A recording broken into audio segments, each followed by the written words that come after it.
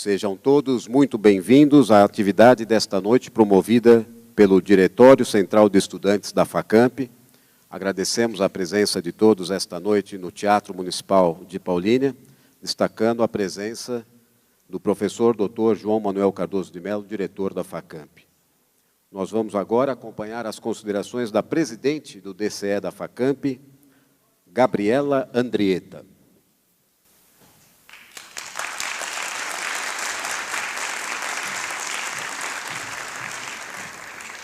Boa noite a todos.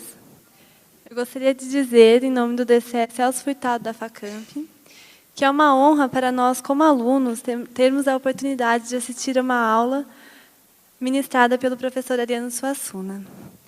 Eu gostaria também de agradecer ao apoio da Prefeitura de Paulínia, da Secretaria Municipal de Cultura da cidade, a FACAMP e a CPFL Cultural por ter nos ajudado nesse projeto. Também gostaria de parabenizar a coordenadora do evento, Renata Assunção Araújo, pela organização, e também parabenizar todos os membros do DCE que mostraram que, com dedicação e trabalho em grupo, é possível organizar eventos de sucesso como esse. Boa palestra a todos e muito obrigada pela presença.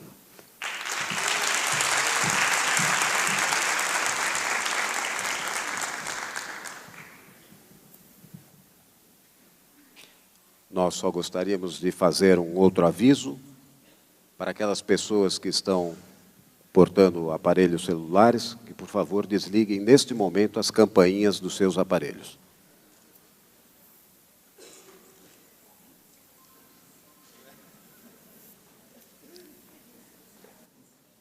Para ministrar a aula magna desta noite, vamos carinhosamente receber o escritor e professor Ariano Suassuna.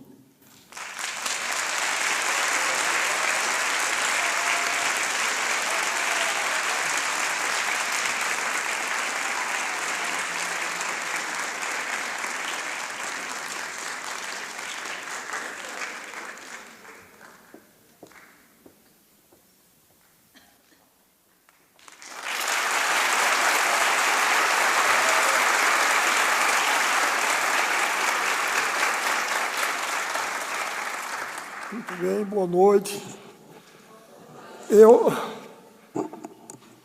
Eu sempre que me vejo diante assim de uma plateia nova, eu fico meio assombrado. Mas hoje eu estou mais do que outro dia, porque eu tive ontem, mas começou ontem, mas ainda estou, uma doença que eu não desejo ao meu pior inimigo. Labirintite. Deu-me no avião. Olha, eu acho que foi algumas das piores horas que eu passei na minha vida até hoje. Eu saí do Recife bem.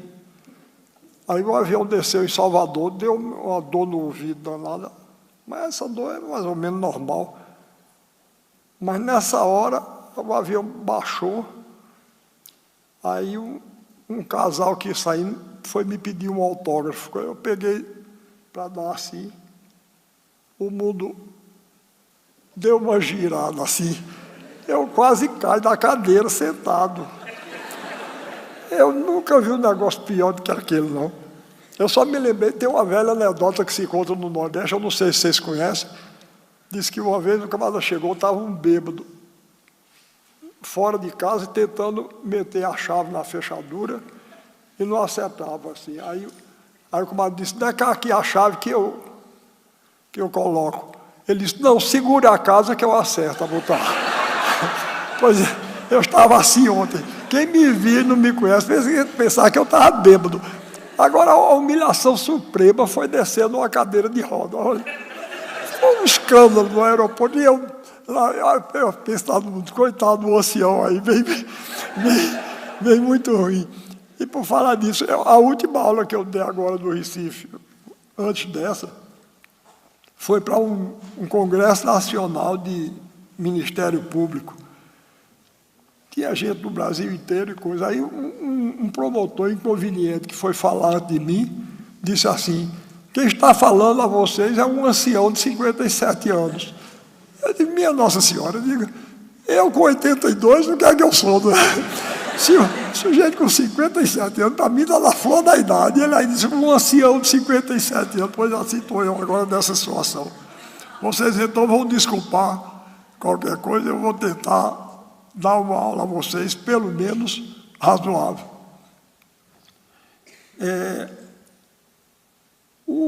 O assunto, as pessoas que já me conhecem sabem da importância que eu dou a uma distinção feita por Machado de Assis, que dizia que no Brasil existem dois países diferentes, o país oficial e o país real. Eu sempre acho que o país oficial é o nosso, o dos privilegiados. Então, eu sou sincero, digo logo, eu sou nascido, criado, formado e deformado pelo Brasil oficial. O povo do Brasil real é aquele ao qual Dostoiévski chamava o quarto estado. Não sei, vocês devem estar lembrados das aulas de história que na Revolução Francesa havia três classes principais, não é? O clero, a nobreza e o que eles chamavam o povo. Mas, na verdade, seria o povo o terceiro estado. Mas, na verdade, isso ocultava um fato que os líderes revolucionários, como Robespierre, Danton, etc., tentavam esconder. É que, de fato, na classe que eles chamavam povo, havia duas classes. Havia a burguesia emergente, não é? Aqueles comerciantes de tecido, de Lyon, de outras cidades da França, dali da Bretanha, da própria Paris. A burguesia começava a ascender no fim do século XVIII, não é isso? E o povo, que era o campesinato pobre e o nascente operariado das cidades. Mas eles, então, por astúcia, eles colocavam o povo como sendo isso. A mesma astúcia que levou Lenin no século XX. Lenin era um advogado. Stalin era um ex-seminarista. Teria dado um excelente padre, né, pelo que a gente viu dele. Stalin era seminarista e por aí Trotsky era formado, tinha formação universitária. Então, Lenin chamava a vanguarda do proletariado. Mas a vanguarda do proletariado não era constituída por proletários, né? Como nunca foi em canto nenhum, até hoje. Então, o que eu chamo o Brasil real é o povo do quarto estado. É essa enorme maioria de analfabetos e semi-alfabetizados que representam o grosso da população brasileira. Pois bem, então, desde que eu li essa frase de Machado de Assis, a frase teve para mim a importância de uma revelação. Eu descobri que era uma verdade, aquilo que ele dizia. Agora, resolvi de minha parte, tendo a consciência de que fui criado e formado pelo Brasil oficial, tendo a consciência de que, se a gente quiser que o Brasil dê um passo fundamental no sentido de se tornar não um país, mas uma nação, a gente tem que levar em conta esse quarto estado. E foi isso que, desde muito moço, eu procurei fazer no que eu escrevo. Eu sou dramaturgo, romancista e poeta. E então eu resolvi prestar atenção à arte do povo do Brasil real, para ver se conseguia, assim, a criação de uma arte que, até do ponto de vista político, apresentasse um caminho para que a nossa nação se plasme como uma nação verdadeira. Eu tenho essa preocupação, uma preocupação muito grande, desde muito jovem. E a semana passada me revelaram um fato que eu achei muito curioso. O meu neto, eu tenho um neto que tem o mesmo nome que eu, Ariano. E ele estava numa aula e uma professora de História do Brasil começou a elogiar os Estados Unidos. Elogiar. Ele aí começou a rebater. Daqui a pouco a professora virou-se para ele. Para minha surpresa, a professora sabia que era ele, sabia que o avô dele era eu. Aí disse, olhe, e ela sentiu nas palavras dele que ele estava um pouco se encaminhando numa linha parecida com a minha, porque ela disse, olhe, eu quero dizer a você que seu avô tem uma visão muito idealizada do Brasil e do povo brasileiro. E eu vou lhe dizer uma coisa, eu não sei se vocês conhecem aqui a expressão quenga, conhecem? Aliás, eu já passei uma dificuldade muito grande uma vez. Uma professora americana fez uma tese sobre o meu romance, o romance da Pedra do Rei, e baixou lá em casa. E ela falava português, com aquele sotaque maravilhoso dos americanos. Aí ela disse para mim, ô Ariano, porque eu digo muito, eu dou grande importância na formação da cultura brasileira e da literatura, principalmente, a literatura de língua portuguesa. A novela de cavalaria, que é a forma principal de literatura da Idade Média, né? E a novela picaresca, que é a forma principal de literatura da Renascença. Então, numa obra como Dom Quixote, por exemplo, convergem as duas vertentes. O Dom Quixote veio da novela de cavalaria e Sancho veio da novela picaresca. A principal característica da novela picaresca é apresentar um personagem que, como o nome está dizendo, um pícaro, que é um personagem popular. O personagem principal da novela de cavalaria sempre é um aristocrata. Dom Quixote mesmo era um aristocrata. O personagem da novela picaresca é um homem do povo. A novela de cavalaria é idealística. Tem uma presença grande do elemento religioso e do fantástico. A novela picaresca é realista. Você lê uma novela realista, podia se passar no sertão do Nordeste, agora, desse ano. Os acontecimentos são muito parecidos com os do povo do Brasil real. Pois bem, então, aí eu vivo dizendo, porque lá no Nordeste existe, no folheto de cordel, a tradição do pícaro, só que lá tem outro nome, é quengo. Quengo, na linguagem do povo sertanejo, é cabeça. Então, os personagens astuciosos são chamados de quengos, porque tem cabeça boa para armar presepadas e enganar os outros. Porque eu digo sempre, o principal assunto da novela picaresca é a fome.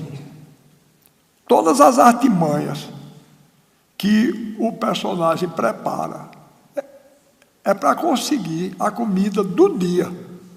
Porque no dia seguinte ele já tem que preparar outra.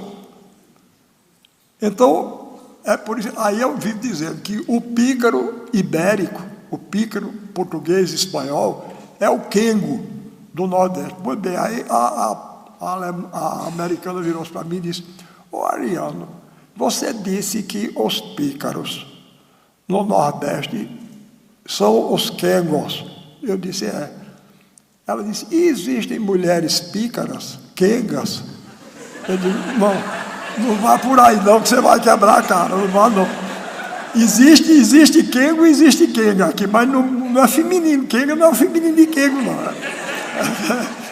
Pois bem, então, a professora lá disse, eu preferia ser quenga nos Estados Unidos, a ser uma professora que sou aqui no Brasil.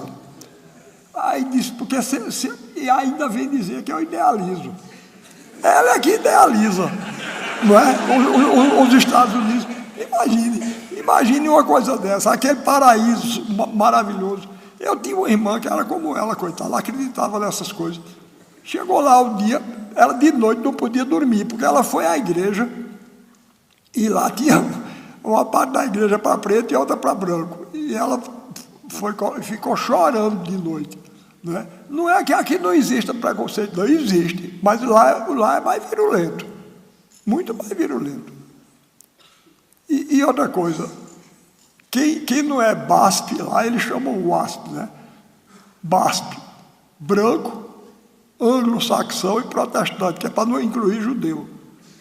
É branco, anglo-saxão e protestante. Eles têm isso como um refrão, não é? Fulano é o WASP, ciclano não é. Pois bem, então eu parto eu sei demais os defeitos que existem no Brasil. Era o que faltava, eu não sabia. Eu fui forçado a isso, mesmo que eu não quisesse, eu fui forçado. Eu tinha 5 anos de idade quando assisti uma das piores secas do sertão da Paraíba, a seca de 32. Pois bem, eu vi uma velhinha. Minha mãe guardava uns alguidares de barro assim, cheio de coalhada e leite, farinha, para poder alimentar as pessoas que passavam. Pois bem, essa velhinha, ela veio com o filho dela, a nora e os netos pequenos, saiu lá da estrada e se encaminhou para a casa da gente para perder. No meio do caminho, a gente viu ela tombar, morreu. E eu ia não ver uma coisa dessa. Eu vejo. Aí, outra coisa, os erros daqui são diferentes dos de lá, mas não são menores, não. Não existe nação exemplar no mundo, não. Quando vocês são muito jovens, eu não sei se já passou de moda, mas eu, quando era jovem, da idade de vocês, os brasileiros tinham mania de valorizar a Suíça e a Suécia. Os brasileiros achavam que a Suíça e a Suécia são 2 paraísos. E a gente era um inferno. É verdade. Tá bem, tem muito defeito aqui, que lá a riqueza é mais bem distribuída, o povo é mais instruído, tem muita coisa boa. Agora, o índice de suicídio maior do mundo é o da Suécia. Tá certo? E eles me diziam, olha, sueco não tem ciúme, não. Isso é coisa desses povos de segunda classe como nós. E é uma conversa. Quem é que gosta? Eu gosto de uma mulher, o outro cavalo dando em cima. Não é? Não há quem goste, eu duvido, pode ser sueco o diabo. Eu posso reagir de modo diferente. O brasileiro tem isso, pode até dar uma peixeirada e vou matar. Mas eles tomam um frasco de pílula e morrem.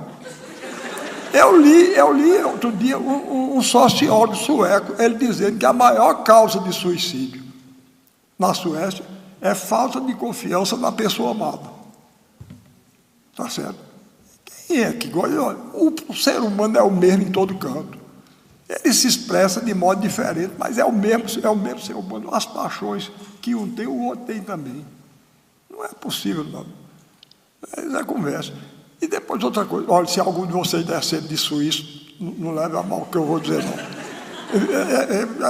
A ascendência suíça é tão boa quanto qualquer outra, mas eu vou dizer uma coisa, aquele país pode ser até bem organizado, mas eu vou dizer uma coisa, aquele é o país mais chato do mundo, é a Suíça. Eu não vivia numa terra daquela, mas não há quem me faça, tá certo? Um amigo meu, vocês imaginem que a pessoa não pode nem mentir lá. Que coisa absurda. Eu vou dizer uma coisa, a mentira, eu não sei para vocês, mas eu sou sincero, eu minto. Tá certo? Eu minto. Agora veja bem, eu não minto para prejudicar os outros, não. Eu minto porque para mim é uma necessidade. Eu não posso. É o seguinte, por exemplo, eu gosto muito, isso aliás está até mudando, mas para mim não porque Eu não uso computador, eu não uso por antipatia, não. Eu não uso porque eu não sei. Não dá mais tempo de eu aprender, não. É muito complicado. E depois eu estou tomando uma certa rixa com ele, porque vai gente na minha casa me jogar coisa na cara. Eu tenho um azar para isso, da peste. Não sei se acontece com vocês. Eu não vou na casa de ninguém, aperrear ninguém, para converter ninguém a coisa nenhuma. Mas na minha casa, de vez em quando, baixa um. Outro dia chegou, repare que sujeito inconveniente. Ele sabe que eu sou escritor. Chegou na minha casa e disse: eu soube que você está escrevendo um livro, uma coisa muito espantosa. Eu, um escritor. Eu digo: estou. Aí ele disse: rapaz, isso está ultrapassado. Eu digo: ultrapassado por quê? Ele disse: porque o computador agora. Eu digo: olha, pode estar ultrapassado, mas enquanto existir gente como eu gosto de ler, e gosto de ler livro. E eu só gosto de ler deitado. E eu não vou ficar embolando com o computador na cama, não, porque não dá. É muito inconveniente, não é verdade? Pois bem, vai gente na minha casa, tudo considera ultrapassado. Repare, outra vez já faz uns 20 anos. Agora outra coisa, as modas vêm e passam. Tem uma certa vantagem de ter 82 anos, porque há uns 10 anos atrás, ou 20, vinha gente me jogar na cara, um pensador canadense, que eu não aguentava mais nem ouvir mais falar no nome, um tal de McLuhan, Marshall McLuhan. Eu já acho antipático o nome. Bom, chegou lá. Aí vieram dizer que eu parasse de escrever, porque Marshall McLuhan tinha provado que aí ainda era a televisão. A televisão tinha tornado o livro ultrapassado. Aí eu disse: e você tomou conhecimento das teorias de McLuhan? Como? Ele disse: não, ele escreveu um livro. Eu disse: como é, rapaz? Esse eu não levo a sério, não. Me desculpe, o senhor para dizer que o livro está ultrapassado, escreve um livro, porque ele não sustentou num programa de televisão, né? É porque ele sabe que a televisão é efêmera e o livro fica, se prestar, não é? Quer dizer, daqui a 20 anos ninguém vai saber mais quem é McLuhan, e Cervantes vai continuar, e Dostoiévski vai continuar. Bom, a mim ninguém me enrola, não. Eu sou um sertanejo, tenho os olhos abertos para ser besteira todinha. E já vi muita gente chegar lá no Nordeste e me profetizar: olha, você dá tanta importância ao folheto de cordel, o folheto de cordel vai se acabar. Uns 10 ou 12 desses que já foram, já embarcaram. E o cordel está lá, viu? Tá certo? Está lá comigo. Bom, bem, então, como eu estava dizendo a vocês, eu tenho essa preocupação em olhar a arte do povo do Brasil real. Porque quando eu comecei a escrever, eu não queria imitar nem o teatro alemão, nem o francês, nem o americano. Eu queria fazer um romance, um teatro e uma poesia que expressasse meu país e meu povo. E então foi aí que eu me vi muito naturalmente diante do folheto de cordel, que é a literatura do povo do Brasil real. Pois bem, eu tive a surpresa, quando eu estava escrevendo o Alto da Compadecida, eu fui visitado por um desses que querem me converter. Fui visitado, ele chegou e disse: eu ouvi falar que você estava fazendo uma peça de teatro. Eu disse: estou. Ele disse: e como é? Eu digo: não, é o seguinte, eu peguei 3 folhetos da literatura de cordel. O primeiro chamado O Enterro do Cachorro, o segundo, O Cavalo que Defecava Dinheiro, e o terceiro, O Castigo da Soberba. E me baseei neles para fazer uma peça. Ele disse: e a ação se passa aonde? Eu disse: no sertão da Paraíba. Ele disse: tem seca? Eu disse: tem. Tem cangaceiro? Eu disse: tem. Ele disse: rapaz, ninguém aguenta mais isso, não. Eu disse: não, azar meu, né? Ele não, se não aguentar, é um assunto que está me interessando, é esse aí. Eu faço uma peça. Ele disse: pois E disse como é o nome dos personagens principais. Eu disse Chicó e João Grilo. Ele disse, como é que vão traduzir isso? Eu disse, eu sei lá, rapaz. Não é? Eu, olha, eu sou escritor brasileiro, eu escrevo para o meu país e para o meu povo. Se os outros gostarem, eu acho ótimo. Mas eu escrevo para o meu... Ele disse, pois eu só coloco o nome, ele era dramaturgo também. Eu só coloco o nome nos meus personagens que possa se traduzir. Eu gosto muito do nome Martim, porque pode ser, na França pode ser Martin, e nos Estados Unidos, Martin. Coitado, rapaz, com essa preocupação, nunca ligaram para ele, nunca lhe traduziram. Ele podia ter botado o nome que ele quisesse, que ele não traduziu de jeito nenhum. E não é que traduziram. Na França, João Grilo chama-se Jean Griot. E nos Estados Unidos, John Cricket. Horrível, né? Eu acho péssimo. Pois bem, então, e eu comecei a me preocupar com todas as artes. Veja uma coisa, eu me preocupava danadamente, ainda hoje me preocupo. Veja, preste atenção ao que eu estou dizendo, para não pensar que eu estou faltando com respeito a um brasileiro ilustre, Oscar Niemeyer. Eu admiro muito Niemeyer, acho é um homem da maior dignidade, mas eu não gosto da arquitetura dele. Ele pode ser até um grande arquiteto, mas um grande arquiteto nascido no Brasil. Grande arquiteto brasileiro ele não é, não. Outro dia eu fui dar uma aula em Brasília, aí um amigo meu que mora lá, que é jornalista, disse, Ariano, não fale mal da arquitetura de Brasília aqui não, porque os brasileiros são muito bairristas. Eu digo, não falo? Ora, eu não falo, eu falo. Aí eu cheguei lá, eu comecei logo dizendo, eu digo, olha, essa cidade é uma cidade pálida. Eu tenho a impressão que fizeram um susto a ela. Ela empalideceu e nunca mais ela perdeu o medo e ficou pálida. Porque vocês não sentem, não, uma falta de cor. Eu acho uma falta de cor na arquitetura de Brasília.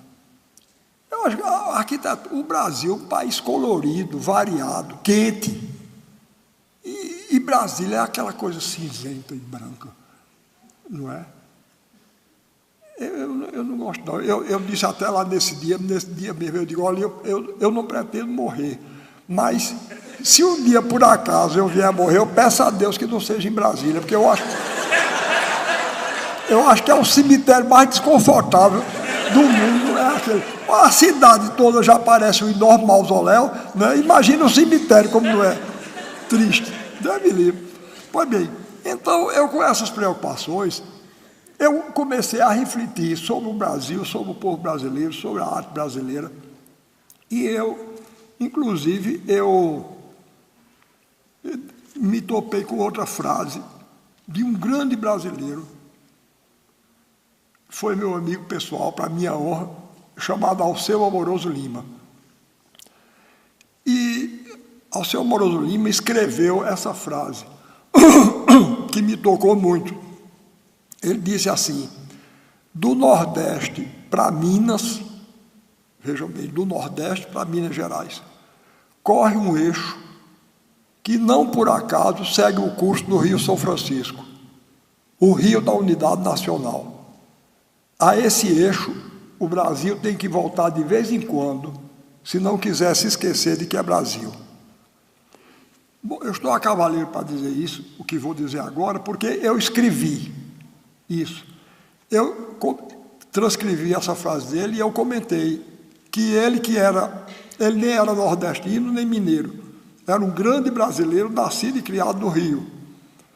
Aí eu disse, já que ele teve essa grandeza de chamar a atenção do Brasil para a importância desse eixo cultural que parte do Nordeste e vai a Minas, cabe a nós, mineiros e nordestinos, dizer que o eixo não se esgota aí não, porque se prolonga para o norte até a Amazônia e para o sul até o Rio Grande. Porque a coisa que mais me entusiasma no Brasil, agora a Kenga lá, a Kenga, eu vou dar mais uma frase para ela, a coisa que mais me entusiasma no Brasil é essa unidade de contrastes, que é o povo brasileiro. Eu fui dar uma aula em Curitiba outro dia, e o pessoal me fez medo, Ariano, não vai com suas conversas lá, que lá não é Brasil, não. E eu cheguei com medo, eu cheguei assombrado, mas que conversa. Assim que eu olhei para o povo, eu vi que eu estava em casa, como eu estou aqui, porque era a mesma coisa, a gente, tá certo? Um mais galegado, outro mais, com o cabelo mais escuro, outro, mas era a mesma coisa da gente, não tem diferença não. Essa unidade, na variedade que tem o povo brasileiro, que povo extraordinário. Eu fico, como é que esse povo, que passa por tanta dificuldade, ainda tem energia, não é? Para apresentar uma arte calorosa, como a gente apresenta. Enquanto vai ver a arte suíça, coisa triste. Deu uma angústia de cortar de faca, assim. Eu acho que os suíços, quando eles abrem a janela assim, está um mundo cinzento na frente deles. Aí eles cortam assim aquele mundo cinzento de faca, empurram e só para olhar assim um pouquinho. Deus me livre. Deus sabe o que faz. Me fez nascer num país, inclusive, que fala português. Porque eu vou dizer uma coisa, na Alemanha, se eu nascesse, eu era mudo. Eu não aprendi aquela língua, não. Eu aprendi, não. Graças a Deus. Eu nasci aqui, porque é uma coisa... outro dia estava dizendo isso em Fortaleza. Eu digo, olha, português, não sou eu que digo isso, não. Era Cervantes, não é? Que não era nem de fala portuguesa. Era de fala espanhola, uma fala aparentada com português, mas que não chega a ser um português. Eu tenho um amigo espanhol que ele vive quebrando as cristas comigo, porque ele diz que espanhol é mais bonito que português, e eu digo que é o contrário, português é mais bonito. Aí ele disse para mim, português é espanhol sem ossos. Aí eu disse a ele, você deixa de conversa, que espanhol é uma língua que tem sílaba demais nas palavras e palavras demais nas frases. E repare se não é mesmo. Repare, em português, manhã, em espanhol, manhã, não. Tem mais uma sílaba. Né? Desespero, desesperação. Aí eu disse para ele, eu zonando com ele, eu digo, veja, sabe como é aquele nomão, aquele vestido que as mulheres usam aqui, tomara que caia, né?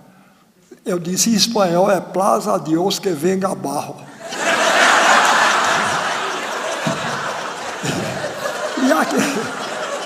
E aquele nomão grande, aquele insulto grande, hijo de una muchacha que se ha olvidado de los consejos de su madre. Então, aí eu estava dizendo lá em Fortaleza, eu digo, olha, vocês pedem, vejam bem o absurdo que é inglês. Se eu mostrar isso aqui ao analfabeto mais ignorante de Campinas, eu digo, o que é isso? Ele diz, é um copo. Mas em inglês não é não. Em inglês é glass. Agora me diga, isso tem jeito de glass. Principalmente porque, além do mais, é uma língua pobre, o inglês, porque glass quer dizer vidro e glass quer dizer copo. Então, esse aqui eu vou dizer um glass de plástico. Um vidro de plástico, né? E se for de vidro, eu vou dizer um glass de glass. Não é? Vai embora, isso é lá língua, Deus me livre. Graças a Deus eu nasci num país que fala português. O presidente de Portugal, Mário Soares, me deu uma condecoração lá e coisa. Aí no dia que ele me deu essa condecoração, aí me convidou para ir para Portugal. Aí eu disse, presidente, olha, eu nunca saí do Brasil, não. Eu nunca saí. Mas se um dia eu sair, eu vou para Portugal, porque na Europa é o único país que tem o bom senso de falar português. Ele aí ficou todo orgulhoso e disse, não falam muito bem não, mas falam, né? Os portugueses não falam bem mesmo, não. Agora houve mais uma reforma ainda, eu estou dando na vida com essa reforma. E querem me obrigar a escrever de um jeito. Olha, eu já passei por 4 reformas. 4 reformas da língua portuguesa. Isso é um absurdo. O francês só teve uma reforma no século XVIII. E pronto, acabou, não faz mais. Eu só já passei por 4. E eu até aceitei, eu era professor de português, era forçado a aceitar. Mas até que um dia eu me rebelei. Eu abri uma enciclopédia, estava meu nome escrito lá, com C cedilha. Aí eu fui procurar Aurélio, que era um dos autores principais da reforma, Aurélio Buarque. Eu digo, Aurélio, que negócio é esse, rapaz? Ele disse, não, é porque o seu nome é indígena e os nomes indígenas se escrevem com C cedilha. Eu digo, quem decidiu isso? Os índios não tinham nem língua escrita, como é que você sabe? Que quando ele disse Suaçu, não era com C cedilha, e não com 2 S. Não, senhor, meu nome é um patrimônio. Estava meu nome e o do meu pai. Todos 2 lá com C cedilha. Suaçuna com C cedilha parece marca de cobra. Não parece. Né? Jararaca, Cascavel, Suaçuna. Não sei se não. Quem manda não quer que sou eu. Pois bem. E aí então agora estão querendo mudar de novo. Não pode não. Não pode não, é demais. Pois bem, então com essas preocupações, eu fiquei com a preocupação, os arquitetos brasileiros fugindo da cor. Então eu descobri alguma coisa que no campo da arquitetura era o equivalente do folheto para mim. É uma casa maravilhosa, feita por um negro que se alfabetizou aos 36 anos. Gabriel Joaquim dos Santos. Ele fazia essa casa com caco de cerâmica, de copo, de prato. É toda feita de caco, mas é uma cor, é uma coisa linda a casa. É o oposto da arquitetura de Brasília. Alexandre, mostra aí a Casa da Flor, Alexandre.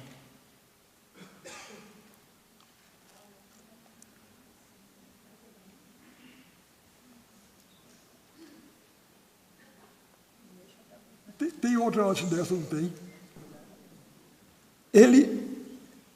Olha, 1923, ele saía pegando caco,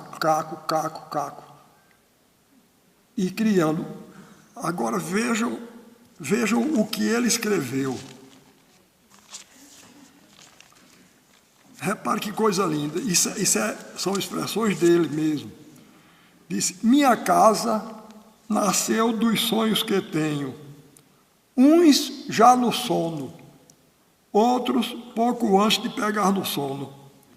Pensei em fazer ela do nada, mas cercada por um muro feito de cacos, de potes, jarras, tijolos e telhas. O primeiro bordado que fiz nas paredes, bordado, ele chama bordado, está vendo? Volta, Alexandre. Ou volta, tem outra depois dessa, não. Sim, está vendo? Ele chama isso bordado. Ele bordava as paredes. O primeiro bordado que fiz, deixa aí, Alexandre, que fiz nas paredes dela foi perto da minha cama, que também foi feita por mim. Mas antes mesmo de terminar a parte de dentro, comecei a embelezar a de fora. A inspiração continuava a vir do sonho. E hoje a Casa da Flor está pronta. É revestida de cacos de telha, de vidro, de potes, de pratos, de cerâmicas.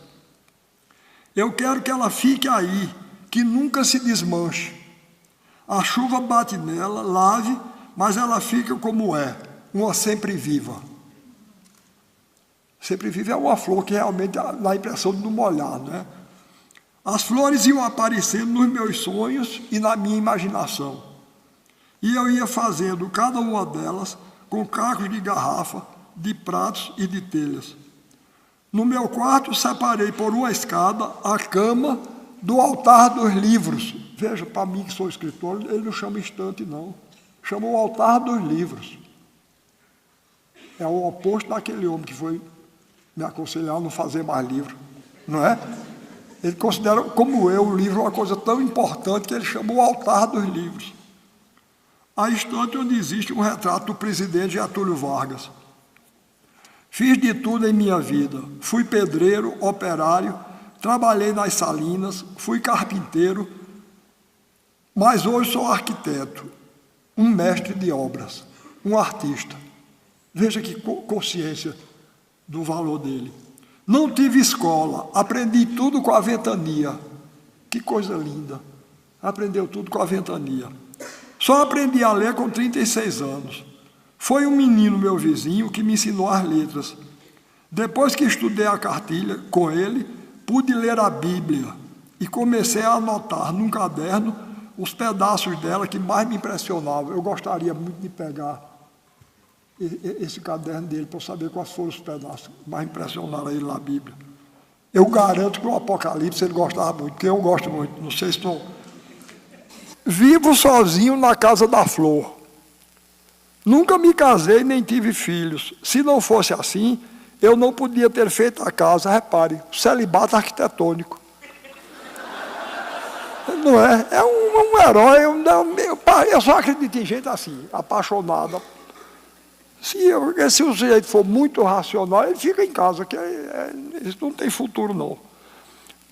Se não fosse assim, eu não podia ter feito a casa. E, repare outra coisa, a generosidade. E a patente dela não podia ser de todo mundo, como é. Ele disse, está aí a casa, quem quiser pode copiar. A casa da flor é feita de pensamento e sonho. É feita de cacos. É caco, mas é coisa de muita importância.